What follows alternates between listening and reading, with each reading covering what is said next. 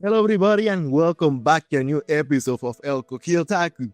Today, our special guest with so new characters in a lot of slice of life and drama. We're going to have fun today, such as Renji Kusakabe in cultural exchange with a game center girl, Manabu Hasegawa in My Dress Up Darling, Mitsuki Ayano in Makeine. Too many losing heroines. I will never get tired of speaking about this series. I love this show. Wolfram, it is piece of gold. Wolfram Gelzer in Black Butler, the Emerald Witch Arc, and Yuuta Rokkaku in Cherry Magic. 30 years of virginity can make you a wizard, which finally we're talking about a series of my age gap finally. So I'm waiting anymore. So today we welcome Conner Allison. Conner, thank you so much.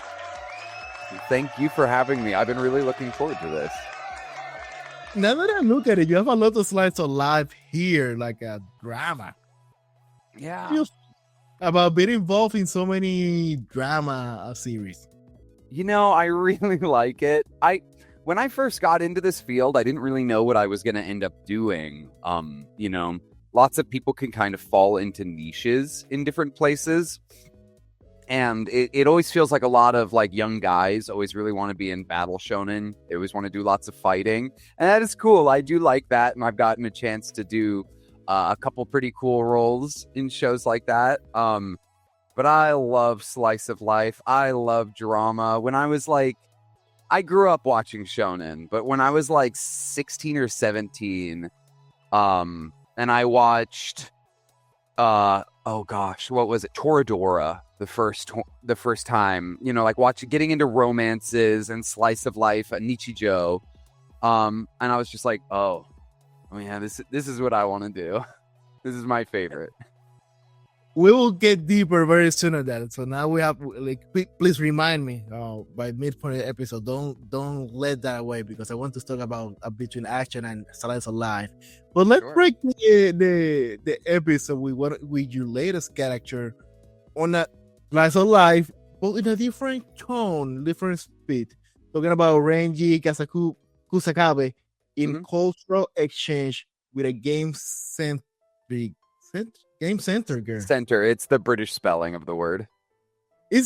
How do you spell it in British? Like that. Centre. It comes from the French word centre. Oh my god. I thought it was a typo. Nope, that's correct. For those who haven't seen this series, that really surprised me. Even that, again, one of those long titles that sounds kind of self-explanatory, but it goes deeper than that. How do you describe this series? Okay, so Cultural Exchange with a Game Center Girl is a really cute slice of life, kind of comfy show about a guy, Renji Kusakabe, who works at an arcade, essentially a game center, that they often abbreviate to Gaysen. And Lily Baker, a young girl who just moved with her family from Britain, and the cultural gap that they find between themselves as they can both kind of learn about the other one's culture and begin to appreciate the differences in their lives. It's very sweet and it's very wholesome.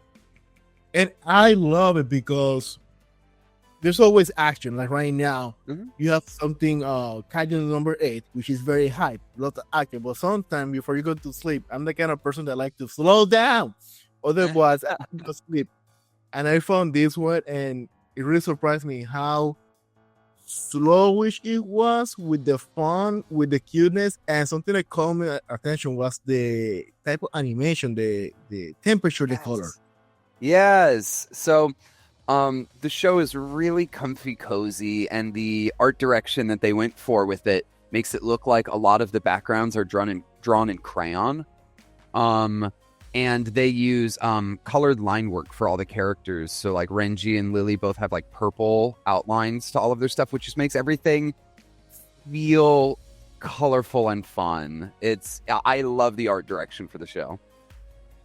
And when I read about the anime, the first thing that crossed my mind was no game, no life. So I was Uh, expecting some high saturation colors, and for my surprise, I see like a different, like the different spectrum. No high saturation. I mean, there's no high saturation, but it's softer colors. So it's great for relaxing. And Renji have a very interesting role here because we don't see the approach of the same classic guy. I think it's fine Renji here. how would I define Renji? Yeah, describe it. Sorry. No, it's okay. Renji is an 18-year-old college student, still lives at home with his family, and works at the game center on the side. And he's super chill, super nice, just likes doing his job, and he runs into Lily and kind of becomes like a mentor kind of friend to her, especially because Lily ends up becoming very close friends with Renji's younger sister. And so that leads to like a natural friend group that forms between all of them and the wacky hijinks that ensue from that. And I love the approach of Renji. That first episode, I know a lot of friends that they like. I mean, personal information here. I like to be the wingman of many of my friends, and they're like, "Hey, Ollie, how can I do this?" Like, "Hey, just be natural, just be yourself." And this, and I'll say, I don't know yet how they end up, Renji and Lily, but I can tell you, Renji approach was very simple: help a friend playing a video game. No, even though it was not even a video game. It was one of those crane games, which I don't know how you feel about those games. I hate them. I love crane games. Love in the first episode, Lily is spending all day trying to win this cute koala plush in at the arcade, and after taking pity on her, Renji drops the claw, wins it for her, gives it to her, and with his very limited understanding of the English language, looks at a wall, sees it's Valentine's Day, which is a platonic, friendly commercial holiday in Japan, gives her the doll and says, "Happy Valentine's Day," which to Lily, just fresh off the plane from Britain, thinks this is a confession of love that he has just given her, which leads to the cultural exchange and the language barrier and the fun wackiness of kind of the one-sided crush and all the stuff that happens there. it is so cute and natural. And Renji and Lily, like we mentioned already, it's a very interesting relationship. Two different culture, which today's days kind of normal. I think we all have at this point a friend that it didn't grow up around us, either here in the United States or outside the United States, in America or in Europe. I think that's one of the best relationships we can develop. But as a voice actor, you need to project that awkwardness between a new friend and somebody that is welcome to new place. How do you manage to project that feeling of speaking with somebody that is new here, not awkward, not very obvious, like not making fun of this new character, this new person with a different accent, history, everything new? Okay, so one of the core fundamental challenges of this dub specifically is in the first few episodes, before Lily has become a little bit more accustomed to the culture and learned Japanese, Renji needs to meet her where she's at and speak as much English as he knows from his public education. And the challenge then with the dub of that is that we both need to be speaking English. How do you show a language barrier when they're both speaking English? So we had to start doing some accent work where Bryn April, who plays Lily, will always have her British accent on, and I use my normal speaking voice like this when he's speaking Japanese, and I put on the accent or a poor attempt at a British accent when Renji is trying to communicate with Lily. Renji really earnestly wants to be Lily's friend and to understand where she's coming from, I think. So I don't think it's very awkward for him all the time when he's talking to her. It's only awkward after he realizes he's put his foot in his mouth on accident, which happens almost every episode. You know, he'll accidentally say something, or she will say, "Did you mean this?" And he goes, "Yeah, sure. I did mean I wanted to ask you on a date. Yeah." And then like a couple minutes later, after she's already run away, giddy, he'll be like, "Wait, what? What did I just agree to?" So I don't think it's very awkward for him at all. He's a genuinely nice guy who's just trying to learn more about another culture and make some friends. Throughout the series, you'll see a little bit that he doesn't have a particularly wide group of friends. So as the main cast comes together, he gets to kind of have that friend group. And that's something that I love, because technically that's the story of my life. I say something later that night when I'm taking a shower, I'm like, wait, what did it? Wait, I said what? Yeah, it's the kind of thing you say and you stare at your ceiling, laying up in bed at night, going, "Oh my gosh, that was so embarrassing." Did I see the right thing? I meant to say something, and now and now you're thinking, okay, how do I review? How do I check if she, the person understand me correctly, or the wrong message? So it is. I think that's today's everybody's story of our life with so many internationalization. Again, Yeah. with so many culture exchange going on, especially online today. We can meet so many people around the world. And talking about new elements being introduced to our life, one of the season 2, also very weighted, anticipated series of My Dress Up Darling season 2, where you have the character of Manabu Hasegawa. I think everybody knows already about Dress Up Darling, but if we had to sell this to a friend using sarcasm or just using our own word, how would you sell this series to a random friend who I've been living under a rock and doesn't know about this program?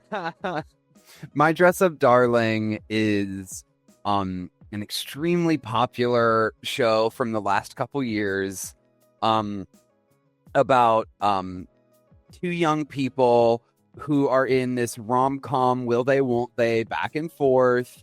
One, Gojo, who is a tailor by trade. He makes outfits and costumes, but it's kind of his under wraps hobby.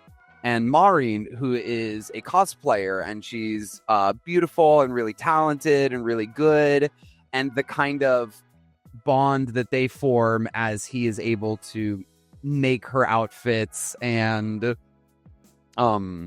working together in close proximity all the time, and the comedic hijinks that come from that. And the story have been growing up, developing. I would say kind of fast, because season 1 gave a good introduction. Now season 2, I feel it's getting more relatable to cosplayers today's day, especially being out there in the activity, social event, and the new character, one of the new character, which is Manabu.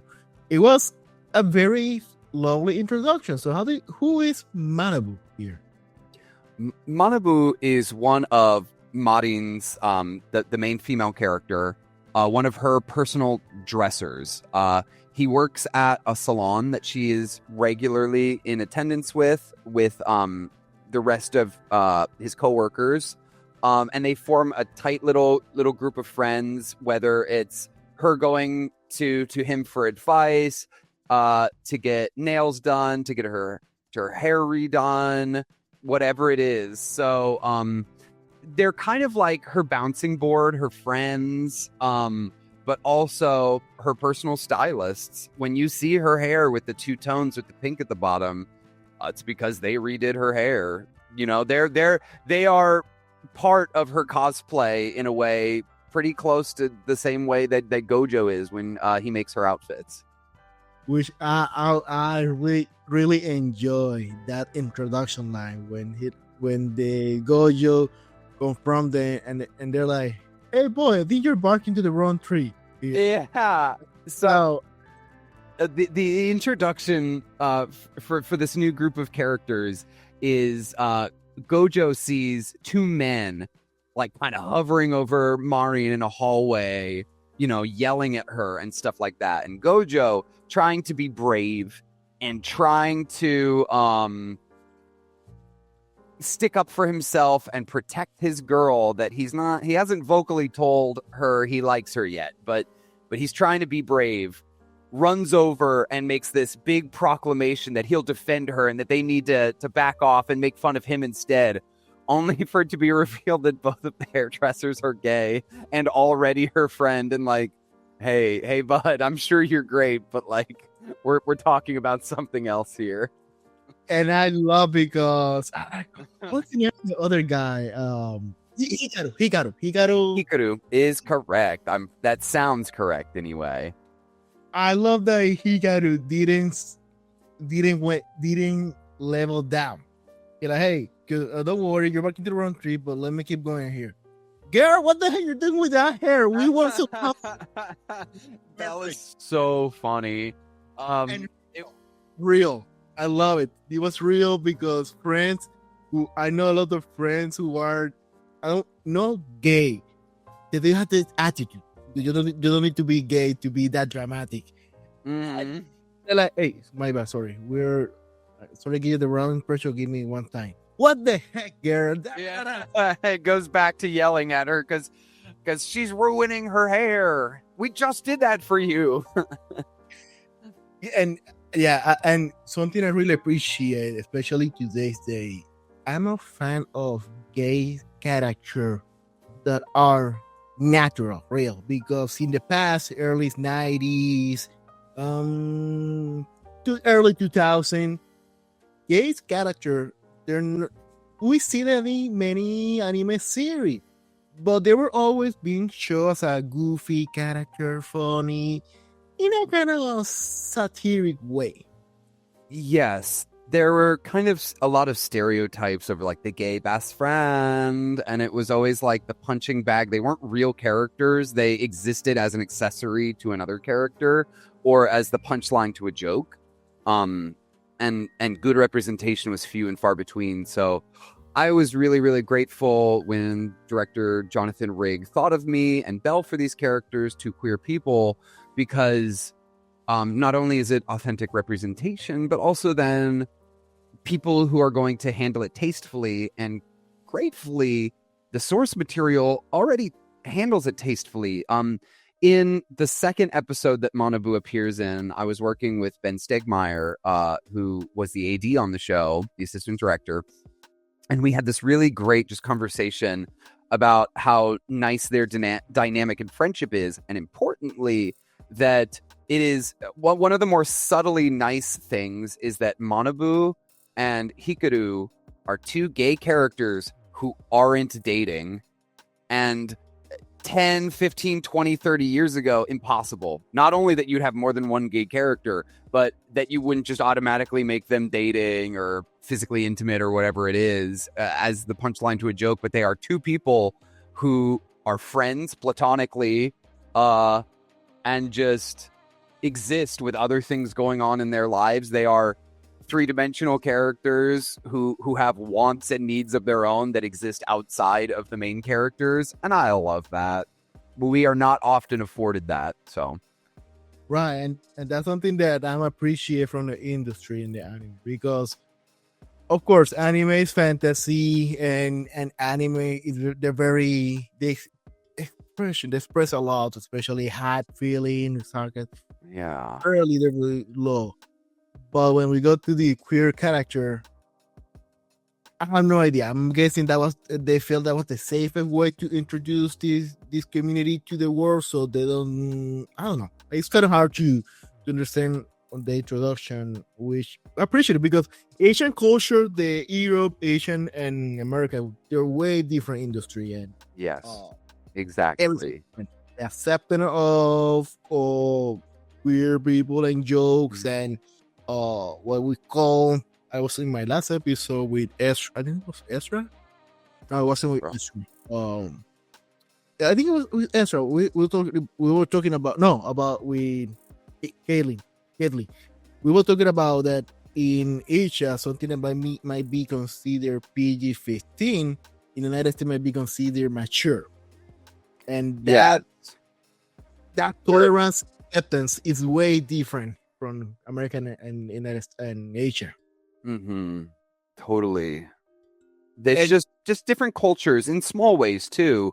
You know, in America, we don't like to talk about alcohol at all. If the show is even remotely aimed at children, they're not going to be drinking. They're not really going to be talking about it. Just something that happens here. You know, like you would never show a beer in a children's cartoon. Why? I don't know, but they just don't. And so the levels are mismatched in that way, and oftentimes representation because of current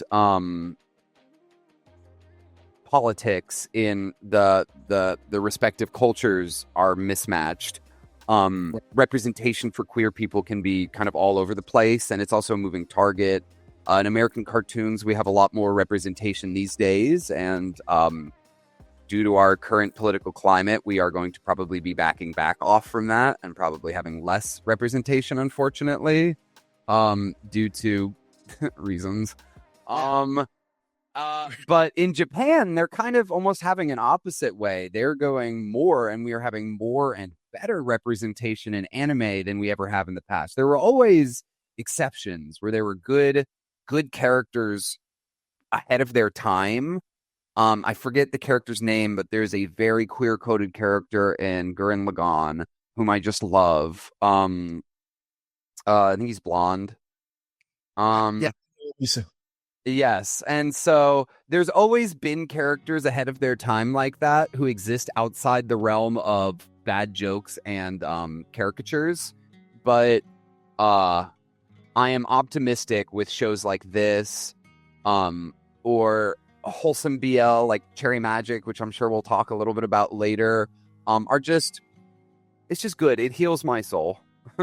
definitely. And we need a full 3 hours episode to speak about industry, culture, and acceptance. Because this example is in Spanish it's called Caballero del Zodiaco. English is called Saint Seiya. Yeah. So Saint Seiya was not famous in the America, in the United States, North America. However, it is a big deal in Latin America, especially Central South. When you read about it, what's happened here is because the how do you call the commission of the communication? The communication commission. They want to control whatever goes to air and stuff on radio and TV. So at that time, they have a lot of money. And the culture system was different from North America and Central America. So they give a lot of money for censoring, adapting to TV. And that series, Saint Seiya, it got technically chopped. Like half of the episode was really air, very censored. You never see red blood. You see blue blood, matter of fact. And in Latin America, Central South, because they didn't have that money and they didn't have that problem with that kind of stuff, they aired the original ones. Yeah. The result that Saint Seiya are very famous in Latin America, Central South, and in North America, there's not that famous, and that's the reason why. Because a lot of cultural, famously, that kind of happens a lot too. I mean, famously in Sailor Moon, they turned the two lesbian characters into cousins who kiss. I don't know, like that. It almost feels like they're like, we didn't know what we were gonna do. We didn't plan to get that far, and then all of a sudden they back themselves into corners. Anime was a different beast 30 years ago than it is currently. I think right now China is doing a lot of heavy censoring. Yeah. By heavy, I mean heavy censoring. That the character is in a bikini. They will draw like a big dress over that character. People are like, wow. So then, moving on to drama. What did we drama? One of my favorite series that I really have. I fell in love with the studio. I'm so happy they announced this. Talking about Mitsuki Ayano in Makeine, Too Many Losing Heroines. Okay, how do you describe this series? Because there's a lot of people who haven't seen this piece of gold, which You keeps it at the movie this level. this is a gem. If I was to just give a general recommendation for any show we talk about, I would probably say Too Many Losing Heroines, specifically because the West didn't give as much love for this show as it deserved. This was one of the breakout, pop out, explosive popular shows of its season last summer. And then the West was like, oh, that was pretty cool, but they didn't check it out because it was a stacked season that season. There was a lot of really cool big shows coming out. So Too Many Losing Heroines is, if you're a fan of slice of life, you'll know oftentimes, the main character gets the guy in the end. She was the main character's best friend since they were little kids. He's got another girlfriend or another girl he's interested in high school. But at the end of the day, the main character gets with the guy. However, in this show, this shows what happens to all the girls who then got rejected. And so this show then casts all of those side characters who got rejected by their crush as the main characters and their main group of people.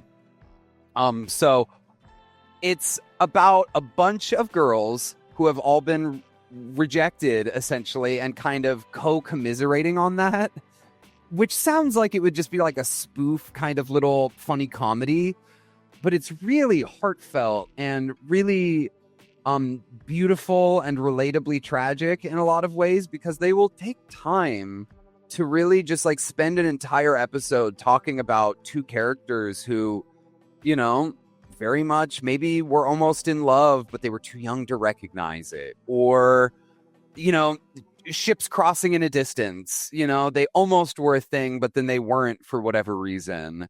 And if you will just watch the first episode, I remember, so I got that email like late at night, like 11 p.m. It was like, director Helena Wallstrom would like to cast you as this role.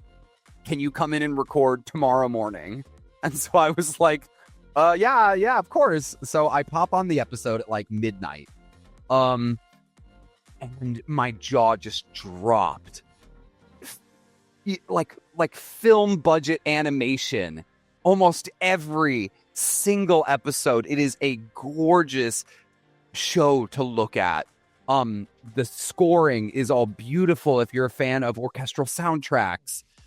It is a gem that I am hoping gets the popularity it deserves as season 2 was announced for the future. I don't think they gave a specific release date, but the light novel is incredible. It is still popular. It is selling out everywhere. This is one to get ahead on. If you're into slice of life or romances or rom-coms at all, please give this a shot because it is an excellent piece of anime. It is technically like, if you're a fan of Makoto Shinkai's movie, like Weathering with You, Your Name, Susie, that type of quality animation. So now imagine full series of 12-piece episode with that, I don't want to say budget, but that quality on point, which it really blew my mind. I'm watching episode first and I'm like, holy cow, this is a movie? And so like, no, this is a series. What the heck? That anime quality, you don't see that. We all had that same realization as we were watching the show. I remember I was recording and just like we would preview the episode or you'd preview certain scenes and I would just tell Helena, like, what gives? How does this look so good? Because I've worked on shows that look less good. I'll put that delicately that way. There are some shows that like the voice acting performances or the music or the writing does the heavy lifting and not the animation. So to have a show that's like a triple threat where I think every part of that show is really just excellent, I can't recommend it enough. It really shocked me, even the opening. I'm a person that I don't skip opening nor ending. I watch watching the opening. I'm like, holy cow, this is beautiful, hype, happy, and and I'm watching not to spoiler many kind of opening. They trying to just spoil the series. Heck, no, it's not happening here. So I'm like, what is this? To make it, because not enough already. The endings. I see the first 4 episodes, and suddenly they change the ending. And I'm like, with a beautiful, very beautiful detail ending. And I'm like, where's these people getting this money from? The ending song and complete animation changes like every 3 episodes to a new one of just a wonderful new song, gorgeous animation that are all in wildly different art styles. So like one of them is completely done in watercolor. It's just clearly the team that was working on this show really wanted to be working on this show. It just there is a love for the craft of anime that is really apparent in every side of production on both the J side and over here on the dubbing side. We all adored getting to be a part of this show, and we still have like a little group chat between the Losing Heroines voice actors where we shoot messages back and forth, you know, every once in a while. Just awesome. And I see that happening because there was no feeling secondary character here. We had the main character always, and most of the time we have non-main character which they just fill in the story. In this series, all characters have a very important somehow involvement. And talking about that kind of involvement, Mitsuki have a very team for this series. How do you describe Mitsuki? And by the way, we can spoiler here. It has been over a year about after. Yeah, you can watch now. And besides, his main little arc happens on like episode 4 or 5. So Ayano or Mitsuki is the childhood friend of one of the main losing heroines. There is Nukumizu, played by Kevin Thelwell, is the main male character, and he kind of befriends all of these girls who have all recently just emotionally been destroyed by their crushes at some point and been or verbally rejected when they like ask them out or declare their love. So he kind of ends up being all of their therapist and befriending all these girls. But Lemon, who is best girl, by the way, I will fight over this. Lemon is best girl. And she is rejected by Mitsuki Ayano, the character I play. However, what makes Mitsuki kind of unique is he's not a bad guy, and I don't even know if he knows he rejected her. He's just kind of dumb. He's really book smart. His whole thing is that he's like the nerdy glasses type character at school who loves studying and wants to go to college to pursue, you know, whatever. And he has absolutely no social cues. He cannot read any social situation.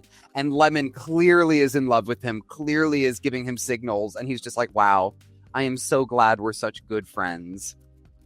So he takes technically an antagonistic role, but isn't a villain even in the slightest. He is a good guy who genuinely wants to be there for his friends. He just doesn't know. And so it leads to a lot of really, really great comedic beats, where I not only get to play this kind of like earnest, smart, you know, character, but I also get to do borderline slapstick comedy beats as well, where just like you couldn't beat him over the head with the truth. He still wouldn't get it. For me, the best girl is Sayo, the nurse. Okay, that's Maganda's character. What an excellent show. There are so many good characters. I love Sani.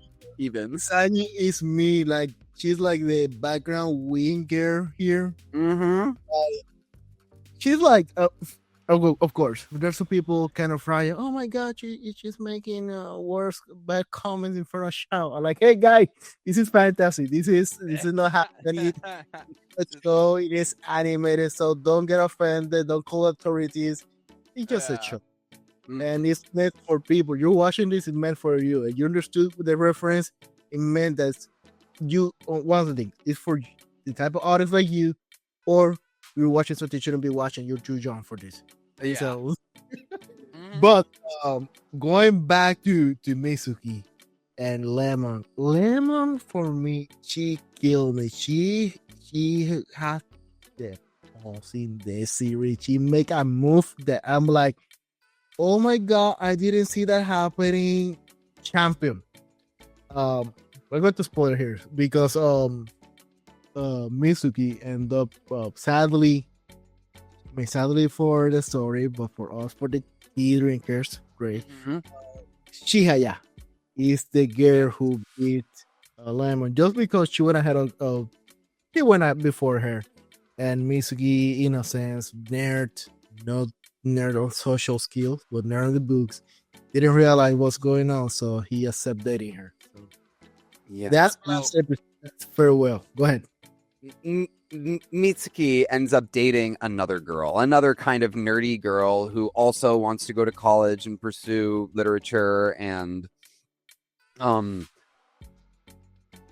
so it's kind of like they obviously attract, but the important part here is, remember, Mitsuki's really dense. I believe Chihaya asked Ayano out. So again, she made the move first, and Lemon, who's sporty and athletic, feels like she can't even compete with something like that. Feels like he would never like someone like me, but has the balls to still move forward, only to then find out he's already dating someone else, which eventually then leads to an accidental double date. Putting herself in her own worst nightmare.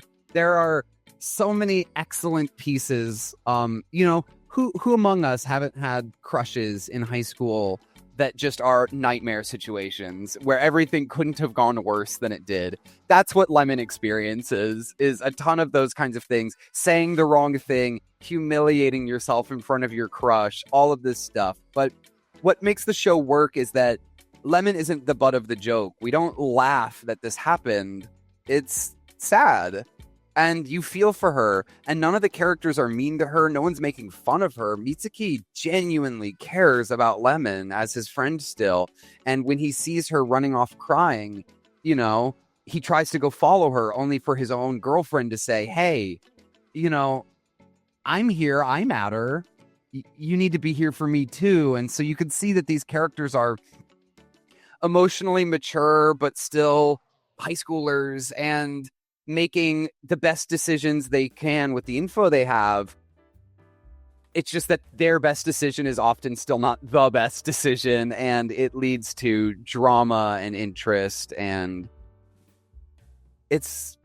I already said it like 5 times. Please watch this show. It's really good. It's really good. I jump. I'm going to throw this spoil because I have to. So when Lemon confessed to Mitsuki, and that night, hey, I'm late. I know you're ready. Finally, you're officially with Chihaya. But while you're walking me home, just please keep it a secret. Let me grab your hand and please keep it as a secret. I was like, let's go. We're dead, but we're not leaving without giving the gas. So the night they decide, like, it just isn't meant to be. I'm sorry, this isn't going to work. Lemon decides, because he's walking her home, being a good guy. It's like the middle of the night, and he wants to make sure she can get home safely. She has the balls, the strength, the courage to just grab his hand and hold his hand, just so for one evening she could pretend that it did work out and that she was with her crush. And it's very sweet, and it's very sad, and the music is beautiful. Oh my gosh, me and Bev, who plays Lemon, we ship them. Regardless of what happens in the current light novel, we want it to happen. In the current novel, we are moving back potentially towards a second Lemon Ayano arc right now, as she gets ready to go to, I think, her national track meet. And so, who knows what's going to happen? We don't know, but please. Please, I ship them. I want them to be together. The way I saw that, for me, it was like, hey, this is not happening. I don't know, but let me just give you this punch so you feel what it could have been. But because now you're with this girl, this is what you're going to be losing. And I was like, That's so toxic. I love it. It's poisoning. Oh, I need to rewatch this show. I'm getting excited about it again. Me too. I'm about to. Okay, let me move forward because then We could be here forever talking about this. For real. So, okay, Connor, so how do you make it to the anime? Because you kind of jump in the anime world, but you have a very important character, right? Like you guys have seen already. We have been here just speaking about great series. How did you get involved in the anime world? So I have a kind of unique path to anime. I come from stage acting and classical music. I was going to be or was training to be an opera singer. I have a master's degree in operatic performance and vocal performance.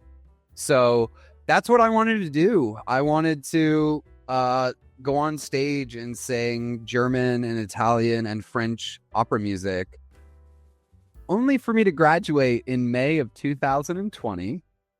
There was not a whole lot of live performing going on. All contracts that had been set up had been canceled. Everything I had prepared to do for my entire further education, canceled, gone, done, put on infinite hiatus until they knew what was going to happen. And so, I'm living in the middle of nowhere where I was going to school with my roommate. And we're both lifelong anime fans. I've been, I was watching anime before I could even tell you what anime was. And we're sitting and watching the dub of Hunter x Hunter. Because it was my first time. He had already seen it, but it was my first time watching it. And I kind of was sitting to myself and I said, that's awesome. I could do that. And not even I could do that, I'm better than those people. That's not what I meant. I mean, I could see myself doing that, spending my life doing that. I want to do that. I went on a walk, just disappeared for 2 hours just to think about it and see what I wanted to do. And I texted my friend who was an audio engineer in Manhattan. And I said, what equipment do I need to get started? She sent me a list of $200 worth of basic equipment. We had those stimulus checks come in, and I said, okay. Paid for a couple lessons, built myself a little booth in my room, and I've been doing it. I wasn't good for a while. Of course, you have to learn to get good stuff, practice, train, etc., etc. But after a couple years of moving through that a little bit, I moved to Dallas, made some connections, and I started doing anime about 2 years ago, but really only in the last year have I really booked the majority of my work. And I'm really proud of everything I've gotten to do so far. Right. Because I'm based on my record here, one of your main big hits, the first one was Winter 2024. It's not even a year yet. It's, winter. Oh yeah, it's been a year. I get lost with the season. It's January, February, March. 2024. So we're not in winter 2025 yet. Winter 2024 would be January. So, winter 2024. Yeah, wait. No, I think you're right. I think you are right. I have here on the record the Demon Prince of Momochi House. One of your first. Yes, that was my first named role. Was in the Demon Prince of Momochi House. Hayato Hidaka, yeah, that was with Jonathan Rigg, and was a seasonal slice of life about a girl who can see yokai and spirits and stuff like that. And I played a character named Hayato Hidaka, and he is a boy from her school who is horribly cursed. And just was constantly floating around by bad energy, is depressed, and all this stuff. And it was just a really kind of fun but life-changing experience, because I don't know what my expectations were when I wanted to get into this field. Of course, everybody wants to have cool roles and work in shows and stuff like that, but when I moved here, one of my goals was I just wanted to be a background pirate in One Piece. That was my goal was maybe a little bit lower than it should have been, but so to then have a named role who's in like 5 or 6 episodes, he comes back, he's a recurring friend to the main cast. I couldn't even believe that, let alone skipping forward to where we are even just a year later, where I have a major player principal role in a legacy series like Black Butler. I can hardly believe that myself still. We're going to get to Black Butler soon. But when we talk about industry, especially from fans to voice actor, that transition, most of males actors, they want to go to the hot Dragon Ball Z fighting.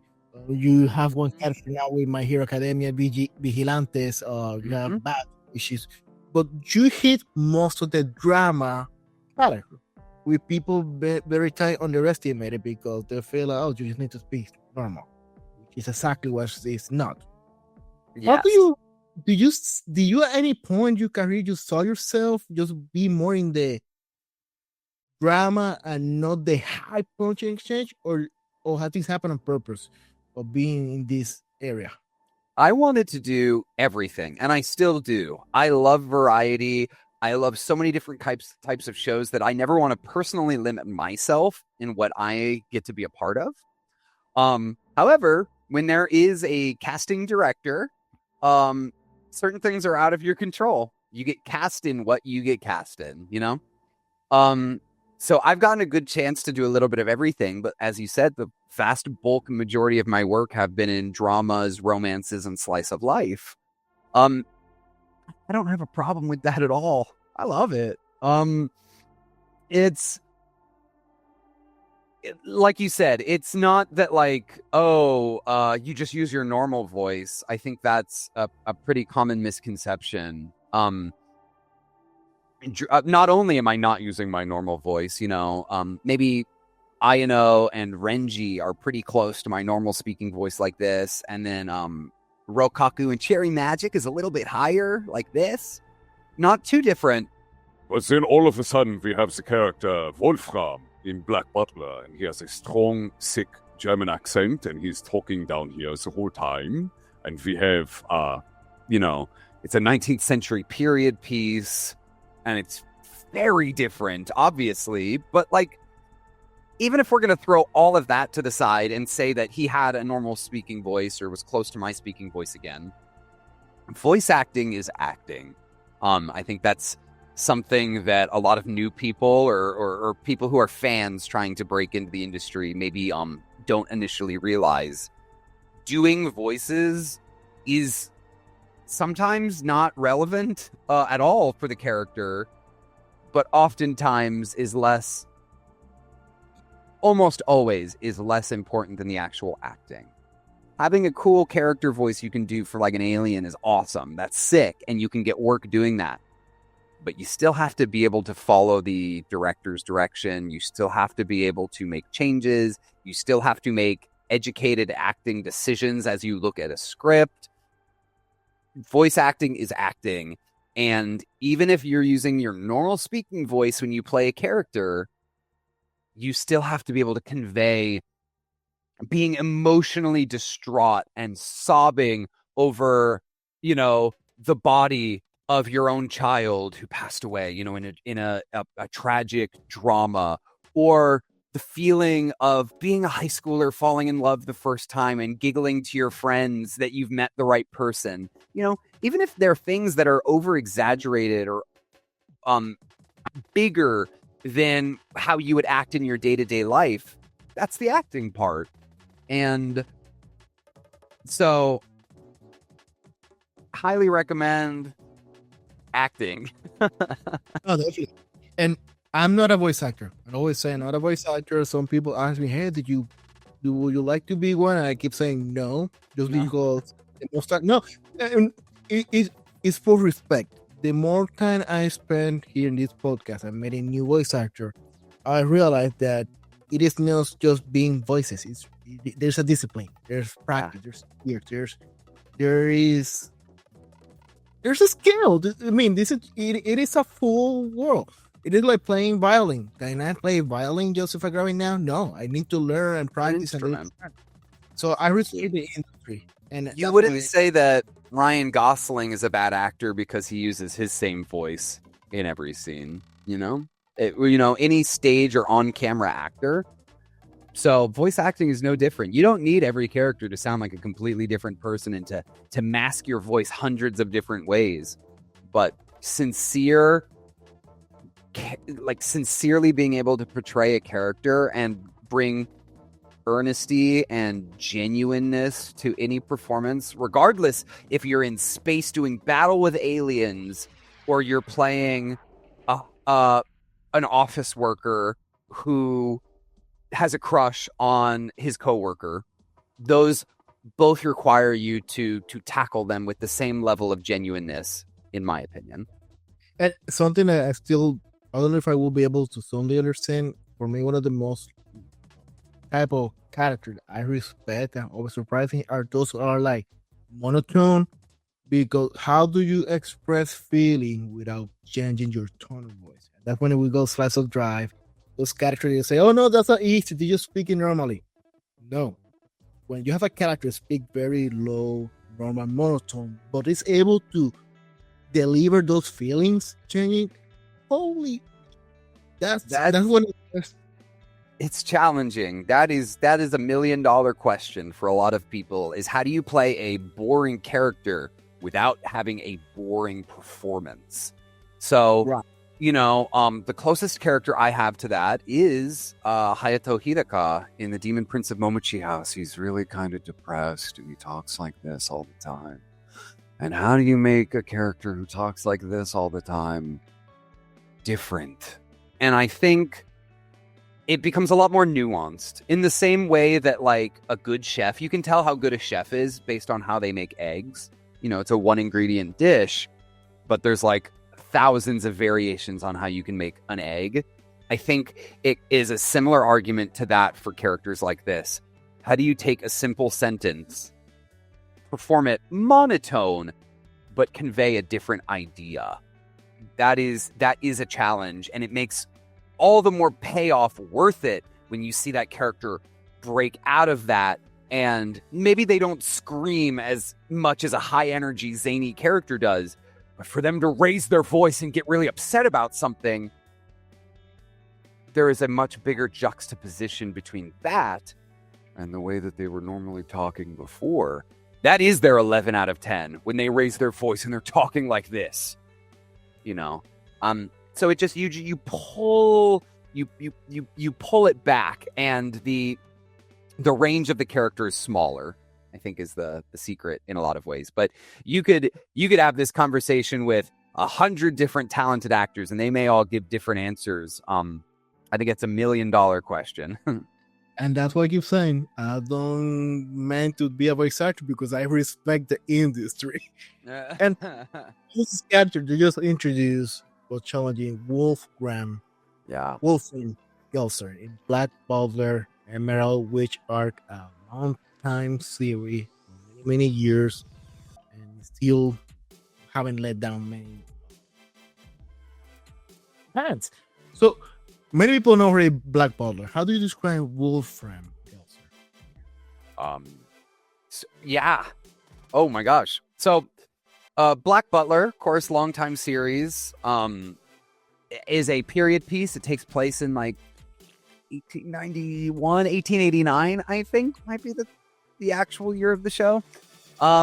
We have a show Bible for all of that when we're working on it. But it is a long-running series. It's been running since maybe 2006 or 2008, maybe. That's my guess. You can check for me if you want. But it is about CL Phantom Hive and his demonic butler, Sebastian Michaelis, I think they say. And their trips across Europe, usually specifically England, to solve mysteries for the Queen and the otherworldly supernatural things that are going on.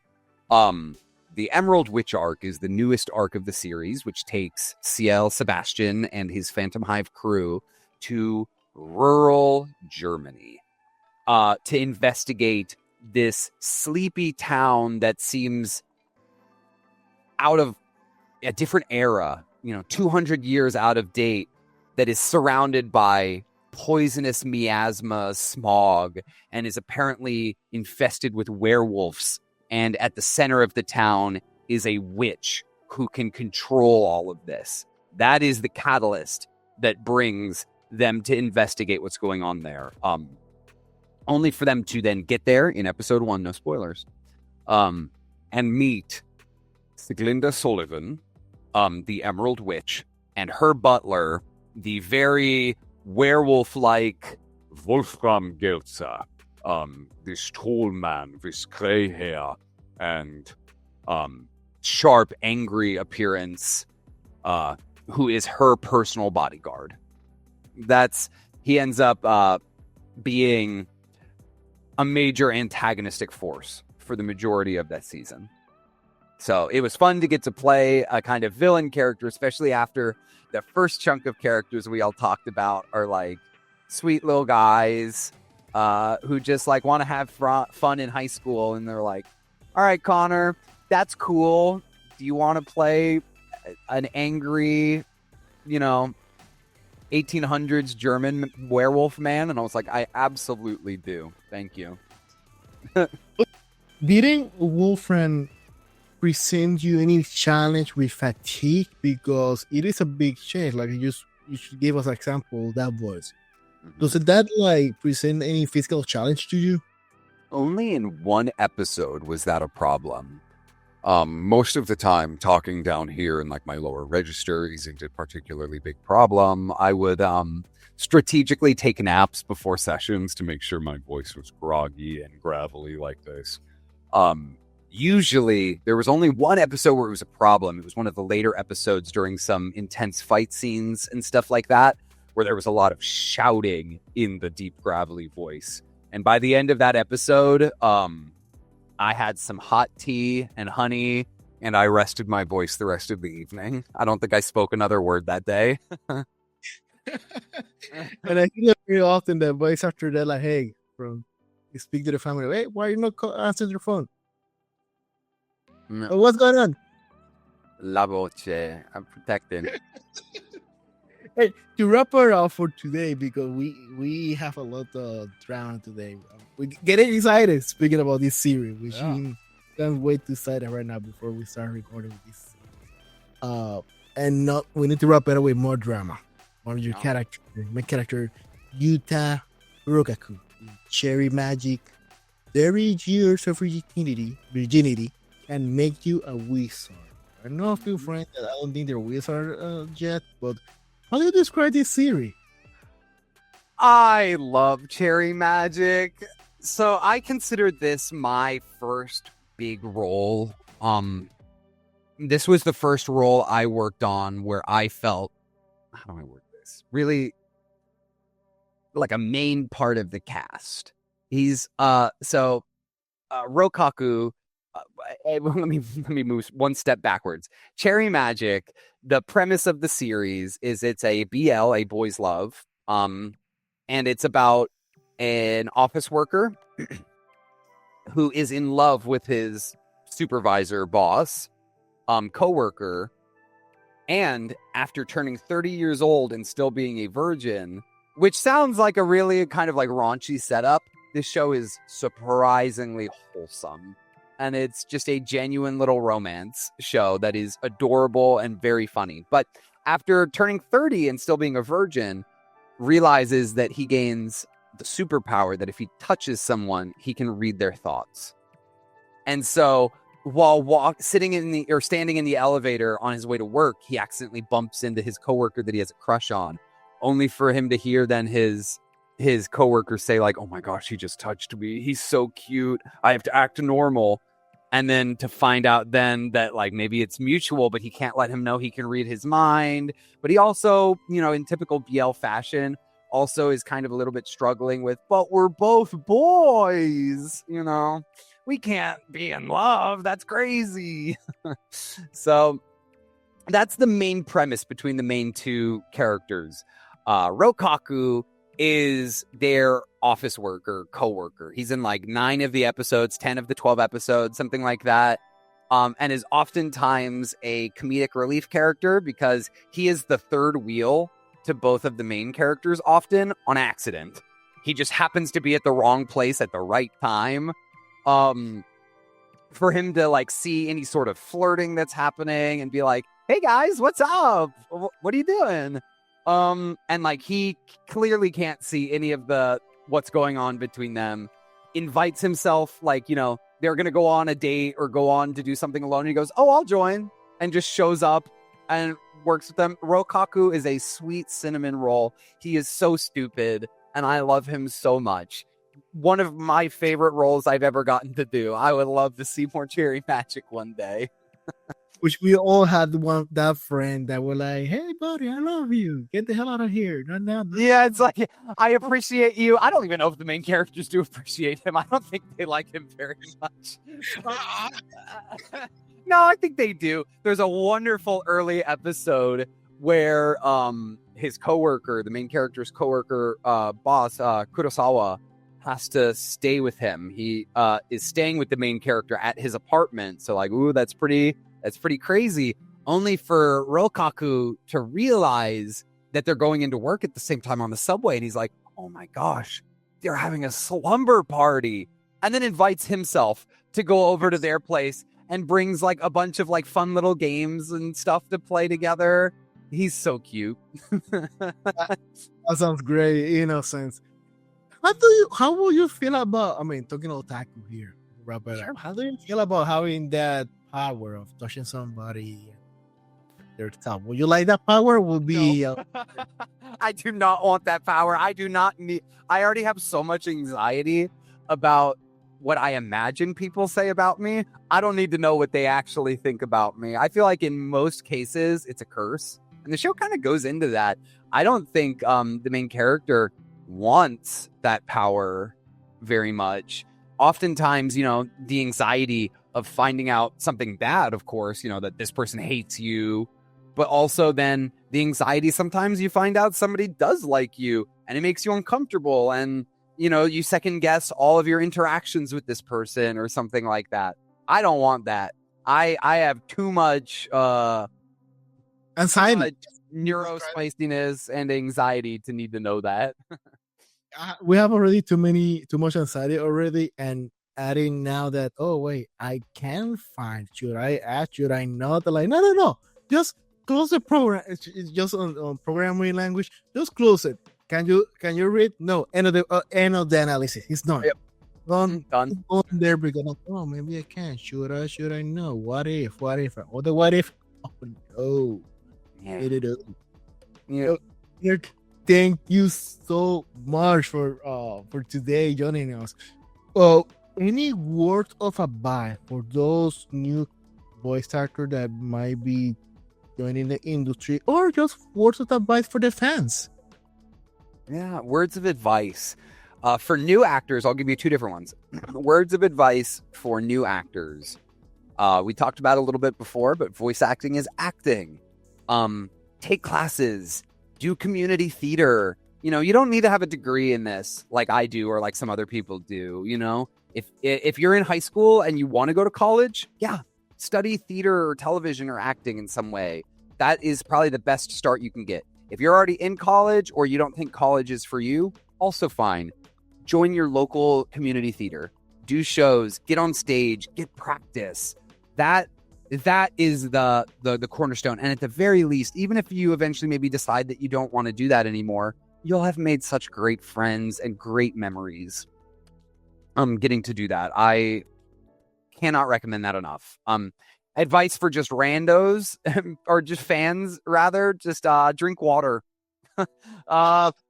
Go outside, touch grass. It's finally not summer anymore, so it's not horrible outside most places anymore. Get your steps in, be healthy, watch a new show. Watch Too Many Losing Heroines. It's really good. I promise. Oh, yeah. And also for those who are studying engineering, medicine, lawyer, especially law school, give your chance to theatrical class. That's something one of my biggest regrets, just because I thought like, oh, you're going to science, I don't need art, and I regret so much because the important having the skills to communicate a message, engineering project, on medicine, on law. That law is 80% knowing the rule book and 20% making the drama. So yeah, Yeah, it's even if you aren't pursuing your major in theater or acting, take those classes. It doesn't hurt. And like I said, you're going to make friends. You're going to make good memories. I cannot recommend that enough. If you like singing, maybe try out for a musical. Singing's not for you, try Shakespeare. You don't want to do old-timey English. Sure. There's other shows. There's modern things. And these will be your gateway into acting, which can then evolve and translate into voice acting. There is no major for Dragon Ball Z. You can't. No one's gonna give you a degree in screaming superpowered attacks, as much as I wish they did, because that would be awesome and I would have had that degree. So you need to do something else.